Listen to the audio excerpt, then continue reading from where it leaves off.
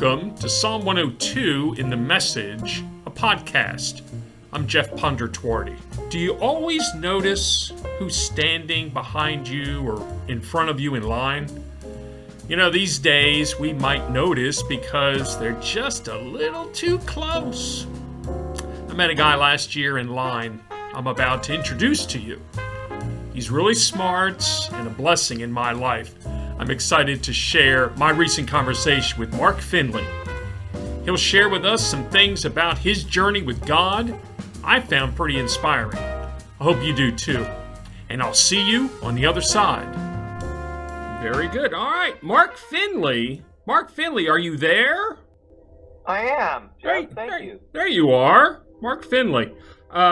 This whole thing that I'm trying to do, which is basically to interview my friends and to ask them about their spiritual journey. Sometimes it's just kind of like the only thing that kind of like the only impediment to all of it is the technology. But the technology makes it feasible for other people to listen and to share and all that stuff. So it goes back and forth. But anyway, Mark Finley, should I say Father Mark? What are you comfortable with? Can. I know over the years people have asked me what is the appropriate title to refer to me as, and there was one time that I had just met this couple. I was assigned to a parish, hadn't been there very long, and they asked me what it was that would be appropriate to call me as, with Mark or Father or whatever, and I said, well, Your Eminence would be okay. And it kind of broke the ice a little bit, and so we ended up becoming very good friends. And so actually, Mark is okay, or Father Mark, or Your Eminence. Or Your Eminence. I can't even write it down because I've never written that. So yeah, I don't know that I could spell it either. Dictionary.com and say eminence. And so there you go. So where did we cross paths first? How did we get to know each other? Do you remember? Well, yeah, it was at UTS, which is an acronym for United Theological Seminary in Dayton, Ohio. I had the opportunity of looking into a Doctor of Ministry program, and so as a first-year DE Min student, we had to go through registration, and was standing there behind you, and the individual who was taking information had asked you where you were from, and you had said Alabama, and it really surprised me because I didn't think anyone else would be there from Alabama, and that struck up that conversation, and all of a sudden feeling a little like, I don't know, was I in over my head? Was I doing okay? It was a real comfort to have met somebody else from Alabama, and on top of that, very happy to say this, that you and I hit it off really well right off the bat. So I found that to be honestly very providential. So that's why I remember how we met. There we go. I wish we could still get along, but things have happened, so it's just so difficult. Yeah, you're trying. You are trying at times. That's okay. Now here's the thing. But let me ask you this, and I'm going to ask you this, and I may edit this out. Who knows? Let me ask you. Well, let me say this first of all. My wife eavesdropped on our phone conversation last night, setting all this up, and she said, "I assume you were talking to Mark." I said, "Yeah, I was." She said, "Does he like the way you talk to him? I mean, does he like that?" So let me ask you that. Do you like the way I talk to you? Sure. No, I don't. That doesn't bother me at all. I don't know if there was a concern on your wife's part. That was it appropriate? Was it too familiar? I'm not sure what. Well, her point was you talk to him so mean. And I never felt that at all. I've never felt that way at all. No. I guess the thing. Yeah, I guess the thing is that I talk to you with such a familiarity, and so right. I can't help but tease you, and I want to make you laugh, and I like it when you make me laugh. So there you go. So that's part of our relationship. So absolutely. That's my twist on everything. Here's the deal: when you were standing behind me, and I think I've told you this, I might not have. When you were standing behind me, because it was orientation day So we're all lining up to get our 3-ring binders and our, student manuals and yada yada, and our syllabi, or whatever that word is, syllabi, whatever it is. And I saw this guy standing behind me, 2-day growth beard, kind of a beat up Boise State ball cap, and a backpack, and a bomber jacket kind of, and some worn jeans, and I literally thought, well, maybe, because I was thinking the same thing. I thought, I'm over my head. I am back in seminary. What in the world am I doing here? And I thought, well, maybe this guy behind me is just one of my angels following me just to tell me everything's going to be all right. And so when you said to me, after I said I was from Alabama, you said, hey, I'm from Alabama. And I looked at you like, whew, good. I'm so glad. Yeah, we're not the only two knuckleheads. That's yeah. And so the funny thing is that, like, in half a day, it's like we'd known each other for years. So that was just so funny and so cool. So, all right, so that's how we cross paths, doing the whole D-Min thing. And you're the faithful one, and I'm the one that jumped the train. So, but that's for another day to talk about. So anyway, so that's we got together, and we get together relatively often still, and all that. Now you are an Episcopal priest, and tell the folks where your parish is located. Well, and if I could do just a clarification, and I certainly don't want this, Jeff, to sound like an infomercial, but I'm technically not an Episcopal priest, and I only say that because the denomination I'm a part of doesn't have any direct affiliation with the Episcopal Church USA, or what would be called ECUSA. It's actually a denomination called the Charismatic Episcopal Church. Yes. And so even though it has Episcopal in its name, sometimes I at times have had to clarify that we're Catholic, but we're not Roman in that sense, but we're probably more similar to the Orthodox in anything. So I'm sorry to have to make that little clarification, but I just think sometimes it's useful. So anyway. No, we're good. I'm all you said I'm well aware of, and just kind of like leading up to where we are now. Your church, your parish, is Church of the Reconciler CEC in Fairfield, Alabama, West Birmingham. Okay. How'd you get here? Because you're not originally from Alabama, are you? No, I grew up in Idaho in the Northwest, and my folks grew up there, so I was a several generation Idahoan, and I had never been to the Deep South at all in my life. So we have been here now for 5 years and a month, and it is in many ways wonderful, in some ways challenging. It's been quite a journey to go from the far Northwest to the deep, deep South. So very good. Right. And so you grew up in Idaho, right? You didn't grow up Episcopalian, but your original church affiliation, you would say, was Baptist, correct? Correct, yeah. Grew up Baptist. It was an American Baptist church, and was affiliated with that probably till I was around 13, and then, as it were, did not go to church at all for the next few years, and then through a series of events ended up actually becoming Roman Catholic in my late teens, and was affiliated with the Roman Catholic Church until, it had to have been in my early 40s. I ended up becoming a member of the ICCEC, any rate, the Charismatic Episcopal Church. Yeah. Sure, yeah.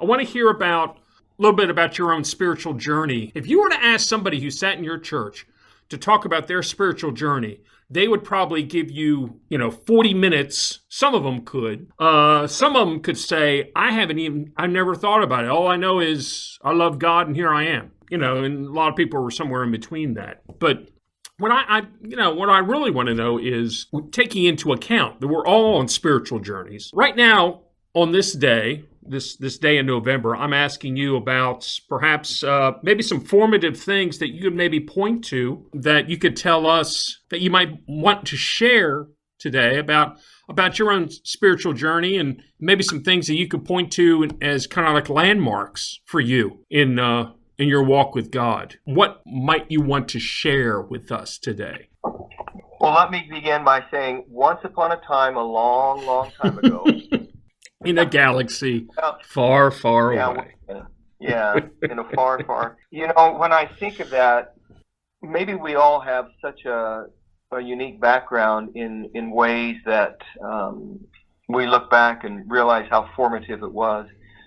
So when I think of that question, Jeff, there's something that comes to mind that I think would be valuable to share, because I think it points to the whole spiritual journey in my life. There's a particular passage that has meant a lot to me over many, many decades, and it's a passage that has been given to me, let's say, through people who have various giftings and hearing from the Lord. And at any rate, that passage is Joshua 1:9. And I suppose that for those who are familiar with the scriptures, that may be a scripture that is fairly well known. At any rate, what it says is, "Have I not commanded you, be strong and of good courage, do not be afraid, nor be dismayed, for the Lord your God is with you wherever you go." I've always kind of felt that I've had this adventure streak in me.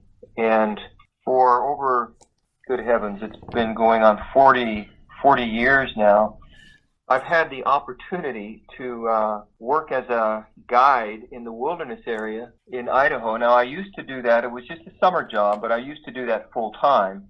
And now I will just go and do a trip or two during the summer. But it's had such a parallel focal point for me in regarding my spiritual life. And I don't know if I can create briefly, with the time that we have, a word picture to illustrate that. But one of the things that you do as a guide is you're on a boat with guests, and you're on a whitewater river, so there's a lot of rapids. And what you're trained to do is to look down the river about 100 yards and back, and 100 yards and back. And what you're looking for are potential dangers, hazards, that you can keep the boat from getting caught in a real pickle, as it were. Hate that. And so you're, in a sense, you're constantly on the look for potential problems. And I think that when I look back at that word, I realize that in some ways the Lord was wanting to let me know that in the journey that He's had me on, that it's not me needing to be looking for problems. It's me trusting Him that I'm on the journey, I'm on the river, and He's with me, and I have enough of a skill set regarding His grace that He's going to get me there. And so to learn to not to be afraid of the risk or afraid of the journey or dismayed about things that I might look at and go, good heavens, how are we going to get through that one? The second thing I would say is, again, back on using the river as an illustration, is there's a section on that river where you go through the second deepest canyon in the United States. And so you tell people to look up, and they'll look up and ooh and ah, and they might say, well, it doesn't seem like it's all that far up to where the top is. And I say, well, you climb up there to where you see the top, and you recognize you're not at the top. There's a whole lot farther to go to get to the top. And so I think in regards, again, to my spiritual journey, it's been a recognition that at any one moment, I can't always see exactly where I'm at in my own spiritual journey. And I might think I can see where I'm at, but I recognize my perspective may be much more limited than I thought. And to get to the point, a little higher vantage point, that I can see that there's further to go, and there's more wonder and beauty to behold. And so it's recognizing, again, not to be using that Joshua passage, not to be disconcerted or dismayed about where am I on the spiritual journey, because I don't know if I can see what's coming up next. Yeah.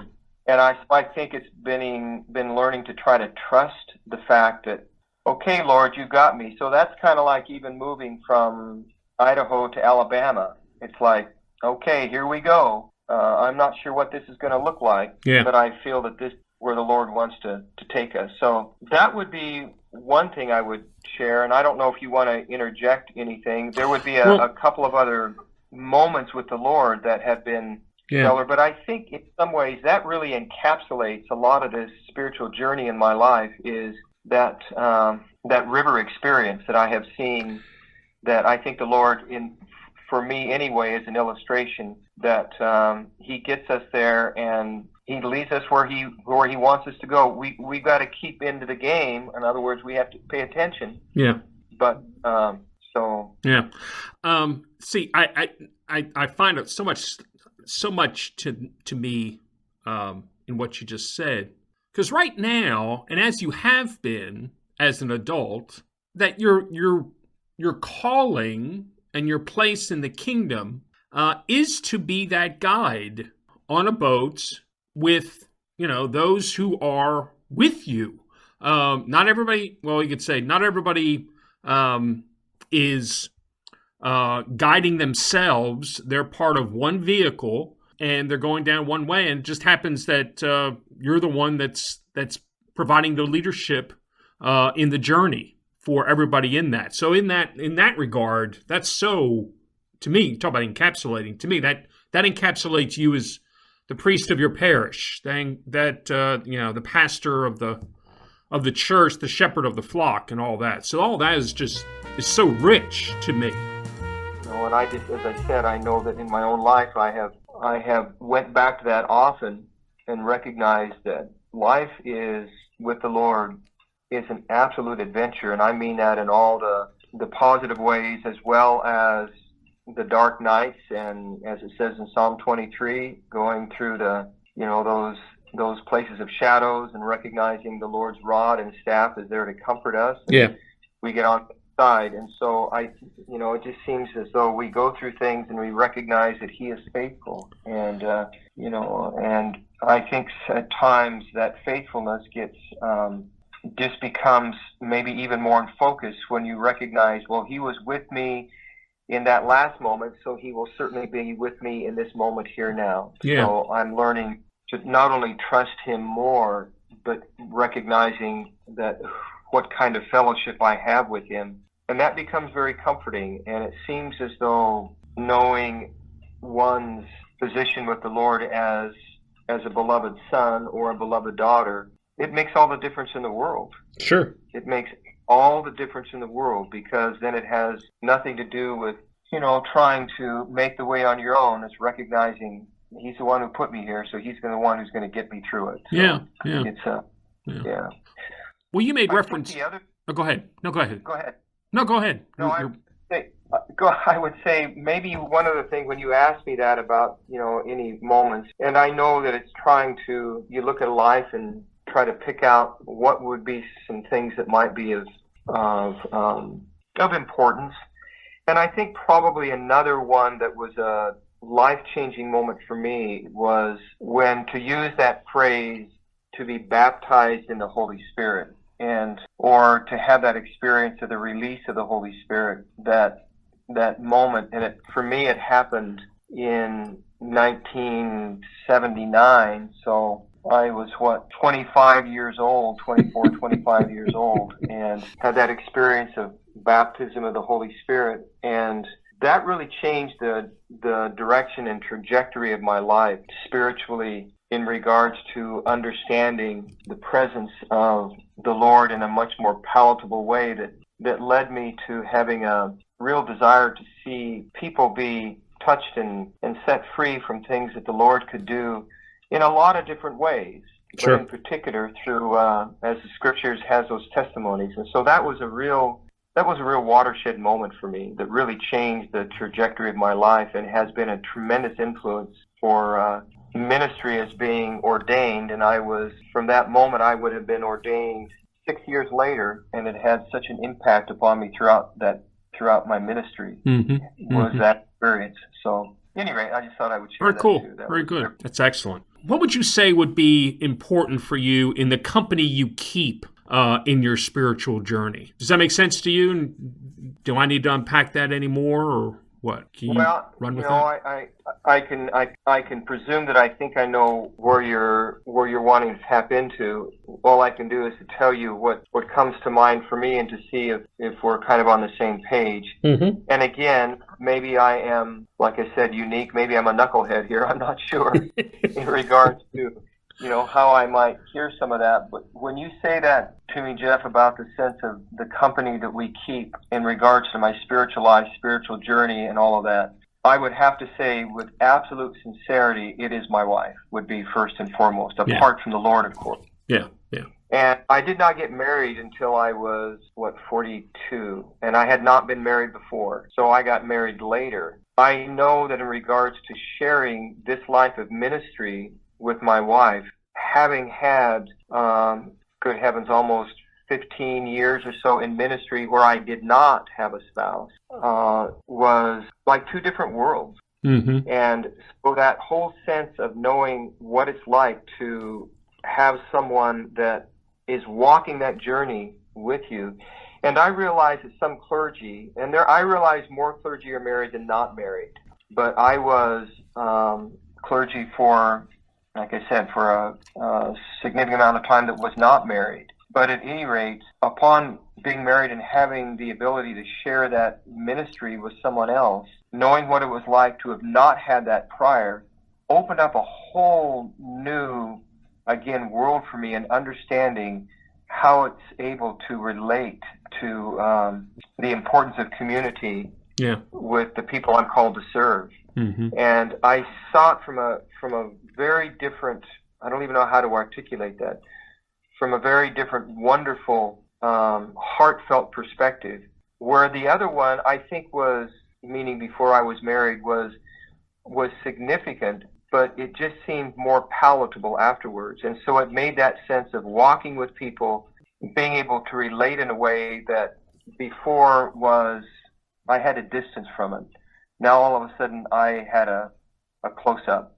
Sure. And so that sense of community has become very important because I just recognize the richness of it. And my heavens, we are all on this together. Yeah. And it's a wonderful journey. And I guess the other thing I would say when you ask that question is, and I have felt this way for a long time, that I've wondered when those initial disciples that Jesus called, if they ever looked at one another and would say, good heavens, can you believe it? How is it that he called us to be together with him? Because we may not have gravitated towards one another at all in the natural, but now we're here because he's called us, and we have so many differences, and yet we're in this together, and we're moving in the same direction. Yeah. And so there's times I will look at the people I'm called to serve, and I realize that, sad to say, some come and some go, but for those who have stayed the course, and hopefully that's no judgment on anyone who has moved on, trusting that the Lord's leading him in that direction, and that's fine. But for those ones that I have continued to walk with, I can sometimes look at that and think, my, think of the Lord's providence that he brought us together. And if it were not for him, we would have never, ever had the opportunity of our lives crossing like they have. And that, to me, is such a delight. Yeah. Because it's the ones that the Lord wants us to interact with. It's of his choosing. And what a marvelous thing to behold. Yes. Well, let me slow us down here and say, is there anything particular that, anything else that you particularly want to share, or anything you say the Lord was stirring in you that you wanted to give me or give us? Jeff, I want to finish well. Amen. And I will tell people, like I said, that, and Stacy and I will do this, people that we're called to serve, to say one of my prayers is that no matter what it takes, that each of us will fulfill that wonderful assignment, those promises that the Lord has kept on our behalf for us, that we will fulfill those. That at the end of this life, whether we even realizing we're fulfilling it, that if we can pray that prayer, Lord, give me the desire to fulfill your desire for my life, for your honor and glory, and for my upbuilding and salvation, but that we will finish well. Because I want to be one of those ones that I've thought of this too, and I've said that often, like, what would it be like if at the end of this life we could say, Lord, you granted me the grace to love you with all my heart, mind, soul, and strength, and to love my neighbors myself. And doggone it, you gave me the grace. And it was all you, but I walked that out as best I could. That seems to me to be a wonderful thing to start running towards. So, as I said, all that to put it back into a nutshell, to finish well. That's great. That's wonderful. Very good. Here we go. I asked you to think about them and think about these last questions. And so here we go. All right. Your favorite meal right now. What would you say would be your favorite meal, Mark Finley?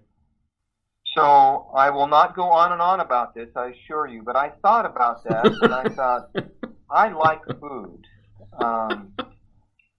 And my wife is a really good cook.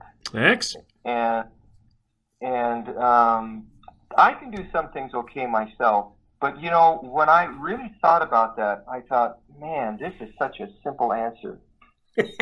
I really like a great cheeseburger with all of the trimmings. You know, the lettuce and the tomato and the pickles and jalapeno. Yeah. And mustard and ketchup and mayo and fries and a cold beer. It's just that simple. It's just that simple. And the funny thing is it's not that I have a lot of those, but I thought, you know, that to me that's a great meal. But it's not a meal to have alone. No, very good. It's not a meal to have alone, but that to me excellent. I thought about that and I thought, isn't that interesting that's where I ended up. That's wonderful. That is so cool. Great burger and cold beer. Do you remember us eating? We ate at the restaurant that was in the hotel. Yes. In Dayton. Yes. That was wonderful. Yes. Remember how good those were? Yes. The burgers and brews. Yes. Yes. They were like right on the money. I thought these were wonderful. And at that point, that was great because I just had that interview with Tom, and I came back and I felt like such a schmuck because I was just kind of like I was ruining your night. You're in Stacy's, and you kind of like invited me to eat with you all, and I thought, oh, get out of your head, Jeff. Get out of your head and just enjoy yourselves. And you're both looking at me like, well, go ahead and share. Unload. Go ahead. It's like, no, I can't. I don't want to. Isn't this food wonderful? You know, it's just so funny. That's just so cool. All right, your favorite artist. Who's your favorite artist? Author, musician, painter, sculptor, actor. Who would you say would be your favorite artist right now? Well, this may be another one that might be a bit surprising, but I can't help myself. Believe it or not, it's my daughter. Oh, cool. She was trained as a jazz vocalist, and then she ended up in college being trained then after that as being able to sing classical, and then in the midst of that, she became, in my estimation, a very good pianist. She doesn't consider herself to be that good of a pianist simply because she will say, Dad, you have no idea how good jazz pianists are because of the way they can play and improvise and all of that. Yeah. But I think she's good. But she also leads worship at a cathedral, and she's gotten a couple of words about her being able to write some music that will be very impactful. And so, honestly, when I thought of that, I thought, you know, I've learned to really love music because of her. But I think she's honestly my favorite artist. That's wonderful. That is so cool. But the fact of the matter is that, see, our son, Eli, you know, the jazz trombonist, and, you know, see, but your daughter got married. Yeah, so it like ruined everything. Yeah. So it'd been like so cool. But now she had to get married. Yeah. Yeah. So, but that's very cool. No, that's not anything other than that's very cool. Good for you to mention her. Favorite movie? Here we go. Favorite movie.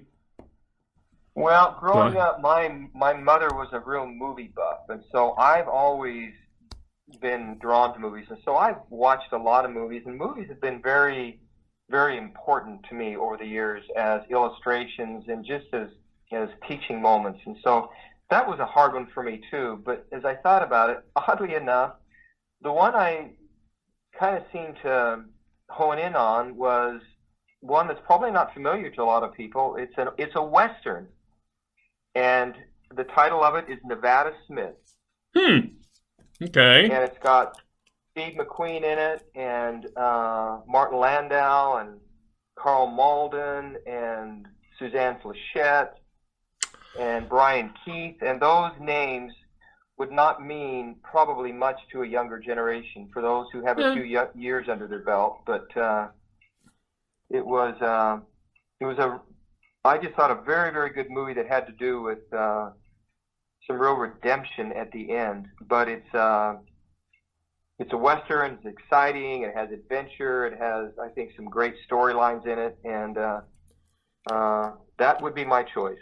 Nevada Smith. Now was Steve McQueen the lead? Because I'm looking this up. Steve McQueen was the lead.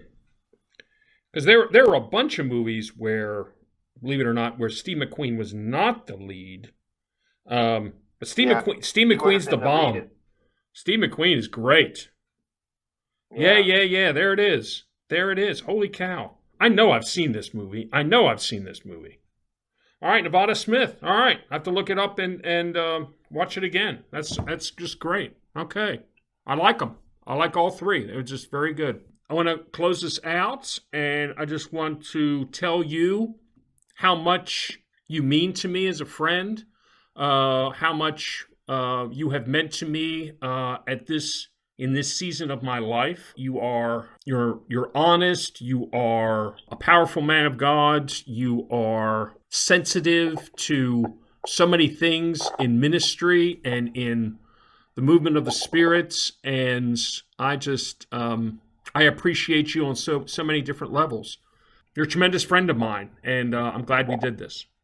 Well, so am I, and I so appreciate you asking me to participate in this, and your friendship means the world to me and to us as well as April. So thank you for doing this, and thank you for giving myself the privilege of talking with you about some stuff that's